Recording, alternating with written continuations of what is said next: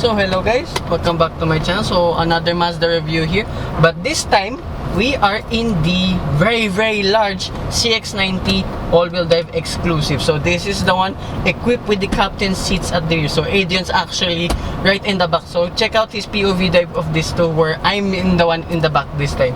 So neat and grit powering, this thing is again the 3.3 liter turbocharged inline 6 engine, but this is the gasoline variant. This is the only engine you can get in the CX-90, which is pretty much the same like in the CX-60 models. However, the one we've driven today prior of this shoot is the diesel. So check those all out on my channel, and as well too with my detailed walk around review of this back at sometime last year with the launch of this. So first impressions immediately from the exterior, this is a huge car. I mean, you cannot get away with the fact that this is so much longer than I expected. I kinda see where my fellow friends from the media, this feels so American.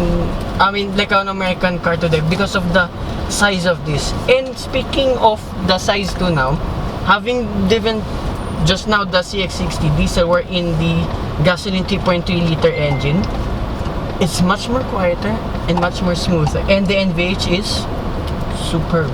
Don't even hear the engine at all. And surprisingly, still being the CX-90, you have paddle shifters, and look at that, tilt and telescopic, electronically adjusted. That's insane. And here, brakes pretty strong too. And let's see. Okay, you have to watch out for the length of this comparing to the CX-60. I think it's just as long to and as wide as the CX-9. I did the all-wheel drive review of that back last year. So here we go. Here again for instrument cluster, and then sport mode. Wow! That sounds good. Yes, it's pumped in all the same like in the CX-60 diesel. However, that sounds really good. Sounds like, no kidding aside, sounds like a Super or a BMW, hence it's a straight 6 engine. Anyways, yeah, despite to being a very large and long vehicle, driving this is surprisingly easy. Yes, it's a long car, you cannot get away from it. However, I've driven bigger cars in the past. Yeah, this is surprisingly pretty easy. And here, downshift, again, mated to an 8-speed multi-clutch transmission without the torque converter.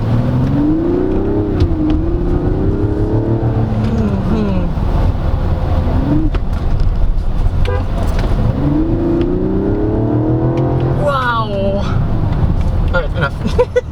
Let's put back you now to normal mode. Oh, there's even off-road mode. Same to like with the CX-60 models. So as well, I noticed now, I even forgot there was driving modes in the CX-60. You have 3 driving modes: sport, normal, and off-road mode. But surprisingly, off-road around town here, like example Justin Rockwell, it is pretty okay with the response time of the engine, the throttle, so on and so forth. I didn't even see the need for sport mode, but once you toggle that all the way to sport mode, this is already a beast to drive. Even though this weighs what, almost 2 tons already, and this length of a vehicle, yeah, it's one of the more sportier 6-seaters that I've driven so far on my channel.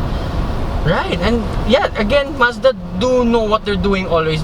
Even though, again, this is a very large American-sized-ish vehicle, this drives among one of the best in class, and as well one of the more sporty ones that I've tried out. So it's well, again, like what I said in the CX-60 diesel test drive review, despite not having the torque converter in the gearbox, it's not as jerky as I expected, and judging from the reviews too. Okay, I'll come from a stop and then move. Look at that. That's so good. I wasn't expecting this performance for such a big vehicle.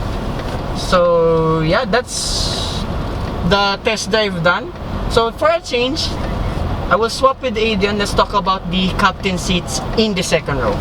Look at the space. Of course, being longer than the CX-60, this is much more spacious, obviously, and there's a lot going on here. I mean, there's a lot of light going here because you have a panoramic sunroof, and on my side there's even sunshade blockers here if you need. And then here in the center you get 2 air conditioning vents and your climate control functions down below, and thank goodness they're all still physical buttons. And as well, being the 6-seater, here in the middle you get 2 cup holders and a center console box just down below. they as well split open too.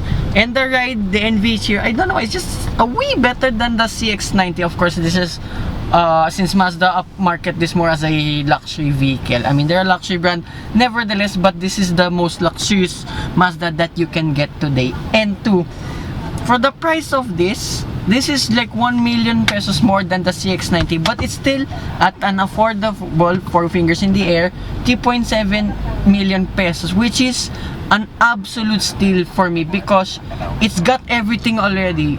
Like literally everything. The engine, the fuel efficiency is so-so. However, Android Auto, Apple CarPlay, and I mean 6 seats here, extra here in the back, best for, as I explained in my launch walk-around review, best for small adults like me and kids. So yeah, that's a quick summary of this CX-90 test drive, and finally got to sit here in the back. This is the jam for me.